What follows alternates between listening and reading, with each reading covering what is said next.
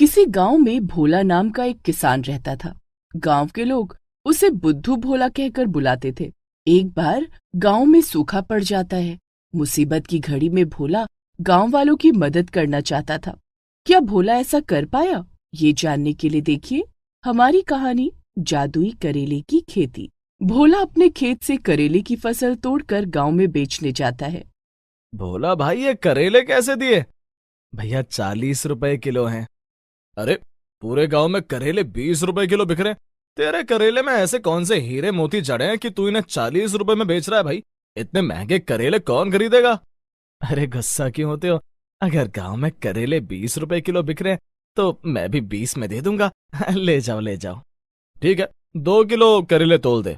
भोला 40 रुपए में 2 किलो करेले रामकिशन को दे देता है। रामकिशन के साथ उसका दोस्त शंकर भी होता है। शंकर भी भोला से 2 किलो करेले ले लेता है, जिसके बाद भोला करेले की टोकरी लेकर वहां से चला जाता है। तूने भोला को कैसे बेवकूफ बनाया? पूरे गांव में 40 रुपए किलो करेले बिक रहे हैं और तूने इससे 20 रुपए में ले लिए। रामकिशन हंसते हुए कहता है। तभी तो इसे बुद्धू भोला कहते हैं, ये सबकी बात मान लेता है। इधर भोला 20 रुपए किलो के हिसाब से अपने करेले बेचकर घर आ जाता है और अपनी पत्नी राधा को सारे पैसे दे देता है। राधा पैसे गिनती है। आपके पास 10 किलो करेले थे, उस हिसाब से आपकी कमाई पूरे 400 रुपए होनी चाहिए, लेकिन आपने मुझे 200 रुपए दिए, बाकी के 200 कहाँ गए? कैसी बात कर रही हो राधा? करेले 20 रुपए किलो बेचे हैं तो 200 रुपए मिलेंगे ना? लेकिन आपने करेले 20 रुपए किलो क्यों बेचे? गांव में करेले का रेट 40 रुपए किलो है। रामकिशन भैया ने मुझे बताया कि गांव में करेले 20 रुपए किलो के हिसाब से बिक रहे हैं।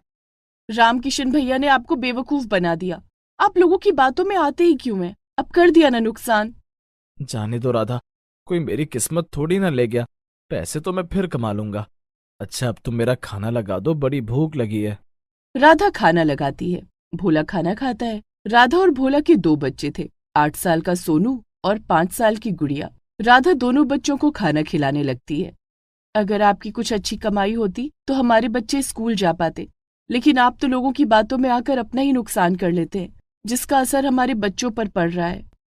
कह तो तुम ठीक रही हो राधा, लेकिन देखना, एक दिन गांव वाले मेरी भी कद्र करेंगे। ऊपर वाले की मेहरबानी रही तो हमें भी हमारी मेहनत का फल मिलेगा। राधा की बड़ी इच्छा थी कि उसके दोनों बच्चे पढ़ लिख कर अच्छी नौकरी करें, क्योंकि छोटे से खेत में फसल भी बहुत कम होती थी, जिससे उनके गुजारे के लिए बस दाल रोटी ही आ पाती थी। एक फसल बेचने के बाद भोला दूसरी फसल लगाता है। इस बार भी वो करेले की खेती करता है। राधा, इस बार फसल हर बार से ज्यादा अच्छी हुई है। मैं कुछ करेले घर के लिए भी लाया हूँ। आपको तो पता है कि बच्चे करेले नहीं खाते हैं।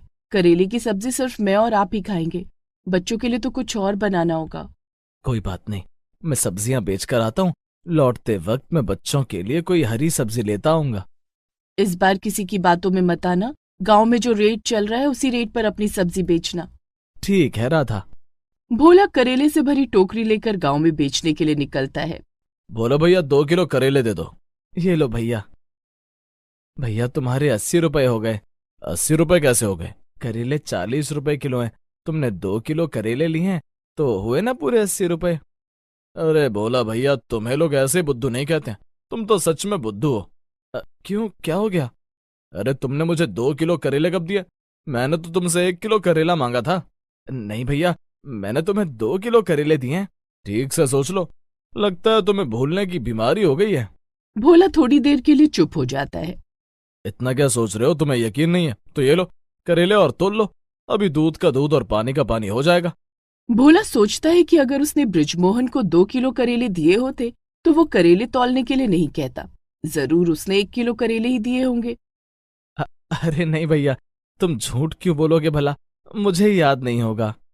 ऐसा कहकर भोला 40 रुपए लेकर वहां से चला जाता है और बृजमोहन मन ही मन सोचता है कि कैसे उसने भोला को बुद्धू बना दिया। इस बार भी भोला कम पैसे लेकर घर आता है और जब राधा को पैसे देता है, हे भगवान, आपके भोलेपन के कारण हम हमेशा गरीब ही रह जाएंगे। मेरे बच्चे कभी पढ़ नहीं पाएंगे। राधा इसी चिंता में रहती थी और भोला को भगवान पर भरोसा था। इसी तरह से दिन गुजर रहे थे। एक बार अचानक गांव के कुओं और नदी के पानी का जल स्तर कम हो जाता है। सुनो जी, आज जब मैं कुएं से पानी लाने गई थी तो मुझे बहुत मशक्कत करनी पड़ी। कुएं में पानी बहुत कम हो गया है। अच्छा, ऐसा पहली बार हुआ है? कहीं ऐसा तो नहीं कुओं में पानी खत्म ही हो जाए? अगर ऐसा हुआ तो गांव में सूखा पड़ जाएगा और हम भूखों मर जाएंगे। नहीं, हमारे पास नदी का भी सहारा है, गांव में सूखा नहीं पड़ेगा। लेकिन राधा का शक सही निकलता है। दूसरे दिन जब वो कपड़े धोने के लिए नदी के किनारे जाती है तो देखती है कि नदी का पानी भी बहुत कम हो चुका था। नदी के आसपास गांव के लोग इकट्ठा होकर सूखा पड़ने की आशंका जता रहे थे। घर आकर राधा ये बात भोला को बताती है। तुम चिंता क्यों करती हो? बारिश का मौसम आने वाला है, एक बार अच्छी बारिश हो जाएगी तो कुएं और नदी का पानी भी बढ़ जाएगा। लेकिन अगर ऐसा नहीं हुआ तो हम तो बेमौत मारे जाएंगे। हमारी तो कुछ बचत भी नहीं है। आपको लोग बुद्धू बनाकर आधी कीमत पर करेले खरीद लेते हैं। आप ठीक ठाक पैसे कमाते तो मैं कुछ पैसे बचा कर रखती, लेकिन ऐसा हो नहीं सका। राधा, अगर गांव में सूखा पड़ भी गया तो भगवान हमारी कोई ना कोई मदद जरूर करेंगे। इधर राधा चिंता में डूबी थी तो उधर भोला बेफिक्र था। कुछ दिन के बाद बारिश का मौसम आ जाता है, लेकिन बारिश नहीं होती है और सचमुच में गांव में सूखा पड़ जाता है। राधा, गांव में सबके खेत सूख गए हैं, कहीं भी एक बूंद पानी नहीं है। हम फसल लगाएंगे तो कैसे? देखा, मैंने कहा था ना कि सूखा पड़ जाएगा।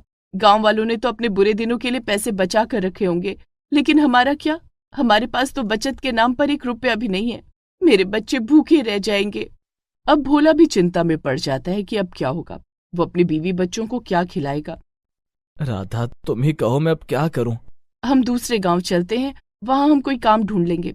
जब हमारे गांव में बारिश हो जाएगी तब हम वापस आ जाएंगे। ठीक है, हम कल सुबह यहां से निकल जाएंगे। उस रात राधा दोनों बच्चों को लेकर सो जाती है, लेकिन भोला को नींद नहीं आती है। उसे अपने खेत से बहुत प्यार था। वो बार बार यही सोचता है कि वो अपने खेत को छोड़कर दूसरे गांव में कैसे रहेगा। यही सोचते हुए पूरी रात गुजर जाती है। अगली सुबह, सुनिए जी, मैंने सारा सामान बांध लिया है, अब हमें यहाँ से निकलना चाहिए।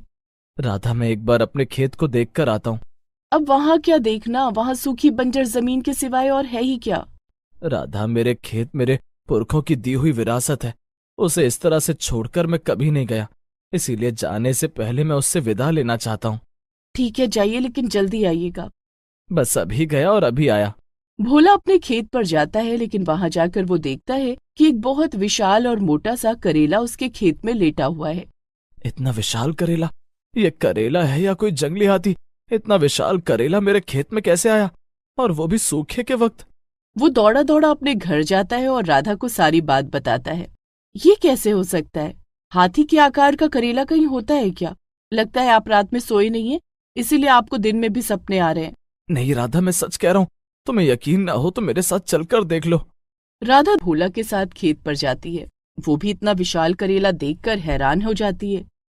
लेकिन इतने विशाल करेले का हम करेंगे क्या? क्या इसे काट काट कर गांव में बेच दें? इसे खरीदेगा कौन? इस वक्त गांव में सूखा पड़ने के कारण लोगों के पास खाने के लिए अनाज भी नहीं है। सिर्फ करेले की सब्जी तो नहीं खाई जाएगी। फिर तो ये करेला हमारे लिए किसी काम का नहीं। इसे यहाँ से उठाकर फेंक दीजिए। इतना बड़ा करेला मुझसे अकेले उठेगा भी नहीं। मैं आपकी मदद करती हूँ। राधा और भोला विशालकाय करेले को उठाने की कोशिश करते हैं, तभी करेले से आवाज आती है। राधा, भोला, तुम दोनों क्या करने जा रहे हो? आवाज सुनकर वो दोनों करेला छोड़कर वहां से भागने लगते हैं। मुझे तो लगता है कि ये कोई भूत पिशाच है। तभी करेले से आवाज आती है। मैं कोई भूत पिशाच नहीं हूँ, मैं जादुई करेला हूँ। राधा और भोला रुक जाते हैं। जादुई करेला? हाँ, मैं जादुई करेला हूँ और तुम लोगों की मदद करने आया हूँ। जैसे ही मुझे पता लगा कि तुम्हारे गांव में सूखा पड़ गया है, मैं तुम लोगों की मदद करने चला आया। तुम हमारी मदद कर सकते हो? मैं तुम्हें पटावन के लिए पानी दे सकता हूँ, जिससे तुम अपने और पूरे गांव के खेत में पानी डालकर खेती कर सकते हो। लेकिन तुम हमें पटावन के लिए पानी कैसे दोगे? मुझ में बीच से चीरा लगा दो, मेरे अंदर काफी पानी भरा है, जिससे तुम लोग पूरे गांव के खेत को सींच सकते हो। अच्छा, अगर सच में ऐसा हो जाए तो हमारे गांव से सूखा खत्म हो जाएगा। हाँ, अब देर ना करो, जल्दी से मुझ में चीरा लगाओ। भोला एक कुल्हाड़ी लेकर आता है और उससे उस विशालकाय करेले के पेट में चीरा लगाता है। करेले में चीरा लगते ही उसके अंदर से जल की धारा फूट पड़ती है। पानी देखते ही राधा और भोला खुशी से नाचने लगते हैं। भोला और राधा सबसे पहले अपनी पूरी ताकत लगाकर करेले को साइड में करते हैं और फिर उस पानी से अपने खेत को सींचते हैं। जिसके बाद भोला अपने खेत में नई फसल के बीज लगा देता है। राधा, मैं गांव वालों को भी बताकर आता हूँ कि जादुई करेले के दिए हुए पानी से वो अपना खेत सींच सकते हैं। ठीक है जी, जल्दी जाइए, नेक काम में देरी नहीं करनी चाहिए। भोला भागकर जाता है और गांव के दूसरे किसानों को ये बात बताता है। सभी किसान भोला के खेत पर आते हैं। इतना विशालकाय करेला सबने पहली बार देखा था और उस पर से करेले से निकल रहा पानी उनके लिए किसी अजूबे से कम नहीं था। वे सभी उस पानी से अपने खेत को सींचते हैं, जिसके बाद कोई अपने खेत में धान की फसल लगाता है तो कोई गेहूं की और कोई दूसरी हरी सब्जियों की। जादुई करेला भोला से कहता है, भोला, मेरे दिए हुए पानी से सभी किसान अपने खेत में खेती तो कर सकेंगे, लेकिन तुम्हारे खेत में जो फसल उगेगी वो जादुई होगी। अच्छा, मैंने अपने खेत में करेले के बीज लगाए हैं। हाँ, मैं जानता हूं तुम्हारे खेत में उगने वाले करेले जादुई होंगे, लेकिन जादुई करेले का जादू सिर्फ तुम पर चलेगा। इसीलिए सबसे पहले तुम अपने खेत में उगे करेले की सब्जी खाना। ऐसा क्या जादू है जो सिर्फ मेरे पति पर चलेगा? जादुई करेले की सब्जी खाने के बाद भोला अत्यधिक बुद्धिमान हो जाएगा, इतना कि पूरे गांव में भोला से ज्यादा बुद्धिमान और कोई नहीं होगा। अगर ऐसी बात है तो मैं जल्दी से जल्दी अपने पति को जादुई करेले की सब्जी बनाकर खिलाना चाहूंगी। आज रात ही सारी फसल तैयार हो जाएगी। कल सुबह तुम जादुई करेले की सब्जी भी बना सकती हो। ऐसा ही होता है। रात भर में जादुई करेले की फसल तैयार हो जाती है। दूसरे दिन राधा जादुई करेले की सब्जी बनाकर भोला को खिलाती है, जिसके बाद भोला बेहद बुद्धिमान हो जाता है। अपनी बुद्धि के बल पर वो गांव वालों की समस्याएं भी सुलझाने लगता है। अब पूरा गांव भोला का एहसानमंद हो जाता है। भोला के खेत में उगे करेले की भी वैल्यू बढ़ जाती है। गांव वाले भोला से उसके करेले मुंहमांगी कीमत पर खरीदने लगते हैं। इसके अलावा वे भोला से अच्छी सलाह लेने के बदले उसे कुछ न कुछ उपहार या पैसे देकर जाते, जिससे भोला की अच्छी कमाई होने लगती है। भोला अमीर हो जाता है। वो अपने दोनों बच्चों का नाम स्कूल में लिखवा देता है, जिससे राधा भी काफी खुश हो जाती है। सूरज नाम का एक गरीब किसान बेलापुर गांव में रहा करता था। सूरज के पास खेती करने के लिए एक छोटा सा जमीन का टुकड़ा था। उस जमीन के टुकड़े पर भी एक बड़ा पेड़ लगा हुआ था, जिस वजह से खेती करने के लिए उसके पास बहुत ही थोड़ी जगह थी। ऐसे ही एक दिन सूरज की पत्नी निर्मला उससे बोलती है, हम पेड़ कटवा क्यों नहीं देते हैं? हमारे पास वैसे ही थोड़ी सी तो जमीन है खेती करने के लिए, उसमें भी ये पेड़ हमारी कितनी सारी जगह को रोक लेता है।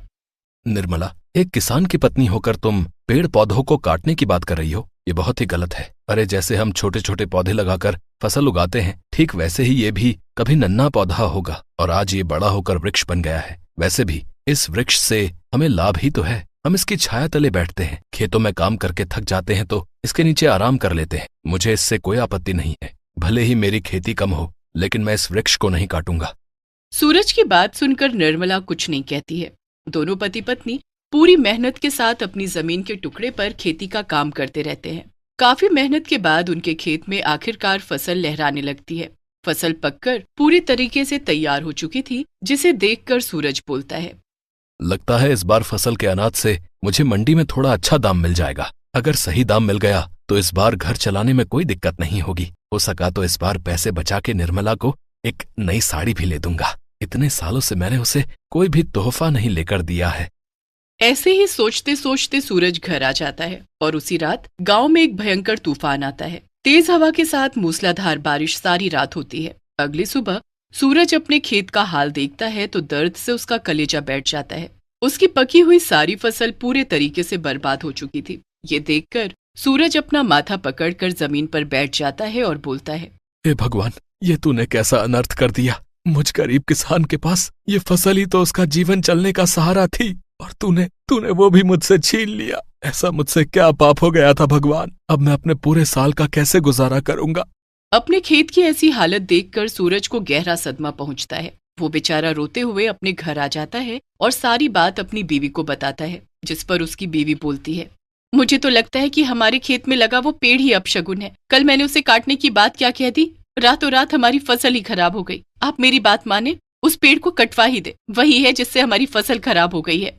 निर्मला, तुम फिर से वही बातें लेकर बैठ गई। अरे, उस पेड़ की इन सब में क्या गलती है? जो बर्बादी हुई है वो प्राकृतिक रूप से हुई है। अब हमें फिर से मेहनत करनी होगी।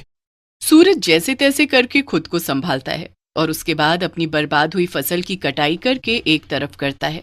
जिसके बाद वो फिर से मेहनत करता है और जुताई का काम शुरू कर देता है। इस बार सूरज अपने खेत में पालक के बीज बोता है। दोनों पति पत्नी पूरी मेहनत से हर रोज पालक के बीजों की सिंचाई करते हैं। कुछ हफ्तों में छोटे छोटे नन्हे नन्हे पालक के पौधे निकलने शुरू हो जाते हैं और बाद में बड़े हो जाते हैं। ऐसे ही एक दिन गांव में हरिया नाम का एक आदमी अपनी गाय भैंसों को चरा रहा होता है। तभी हरिया किसी से बात करने लग जाता है और उसकी गाय भैंस सूरज के खेत में चली जाती हैं और उसकी पकी हुई ताजी हरी पालक को खा जाती हैं। तभी वहां पर सूरज और निर्मला आ जाते हैं। गाय भैंसों को पालक खाता देखकर हरिया से बोलता है, अरे हरिया भाई, ये देखो तुम्हारे पशुओं ने क्या किया है, मेरी सारी पकी हुई पालक खा गए।